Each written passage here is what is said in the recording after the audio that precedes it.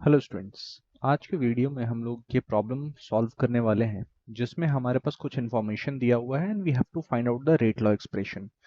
तो जो इक्वेशन दिया हुआ है that is 2a plus B forms c plus D. Okay, so इस इक्वेशन के लिए सबसे पहले हम लोग रेट लॉ अज्यूम कर लेंगे। Okay, let the rate law B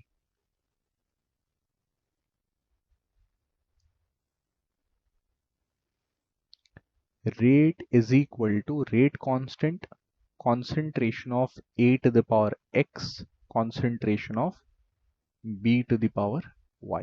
Okay, x and y is the order of reaction with respect to a and b. Okay, तो अब x की वैल्यू क्या है, b की वैल्यू क्या है, ये हमें नहीं पता, ये गिवन इंफॉर्मेशन से हमें ऑब्टेन करना है। ठीक है, तो जो एक्सपेरिमेंट दिए हुए हैं, 4 यहाँ पर रन दिए हुए हैं। रन का मतलब एक्सपेरिमेंट हो गया, एक्सपेरिमेंट 1 2 3 4। तो 4 बार हम लोगों ने एक्सपेरिमेंट किया, concentration of A and B को चेंज किया और डिफरेंट ऑब्जर्वेशंस मिले। Now if you see the last column, यहाँ पे इन्होंने दिया हुआ initial rate of formation of D.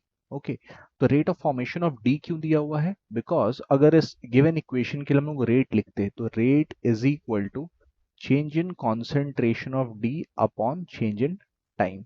और ये जो है this is rate of formation of D as well, rate of formation of D.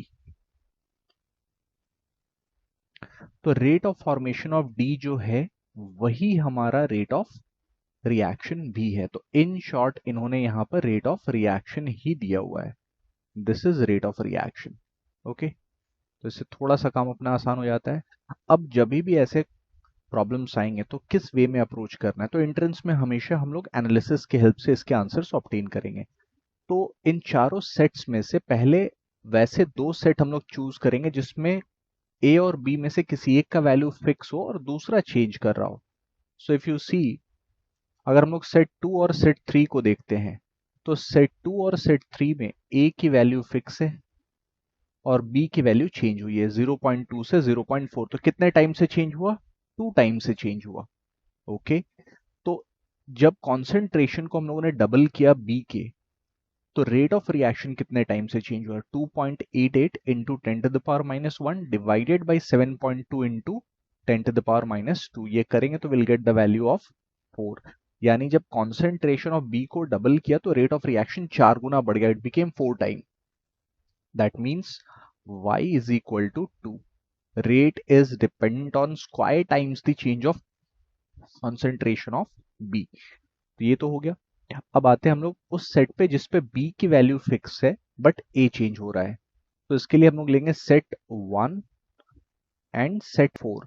तो सेट 1 और सेट 4 में value of B is fix 0.1, लेकिन A की वैल्यू चेंज हुई है कहां से कहां तक? A की वैल्यू चेंज हुई 0.1 से 0.4 तक, यानी A की वैल्यू 4 टाइम से चेंज हुई।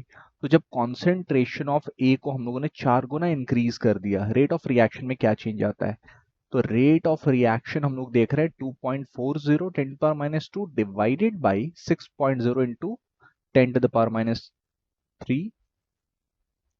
ये भी हमारे पास 4 ही आ रहा है, यानी जो चेंज हम लोगों ने कॉन्सेंट्रेशन ऑफ ए में किया एग्जैक्ट सेम चेंज हमारे पास रेट ऑफ रिएक्शन में मिल रहा है।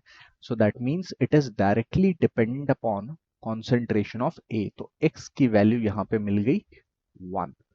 तो एनालिसिस से हमें ये पता चल गया कि कॉन्सेंट्रेशन ऑफ बी के स्क्वायर टाइम्स पे डिपेंड कर रहा है ए रेट, और कॉन्सेंट्रेशन ऑफ ए में जो भी चेंज आ रहा है एग्जैक्ट सेम चेंज हमारे पास रेट ऑफ रिएक्शन में मिल रहा है। देयरफॉर रेट ऑफ रिएक्शन और rate law will be equal to K concentration of A to the power 1 and concentration of B to the power 2। ये हमारा रेट लॉ एक्सप्रेशन हो जाएगा and that is given in option D. So that's why your answer will be option D over here. Okay, तो ऐसे और questions आप लोग try कर सकते हैं अपने एंड पे, and if you find any doubt you can ask. Thank you.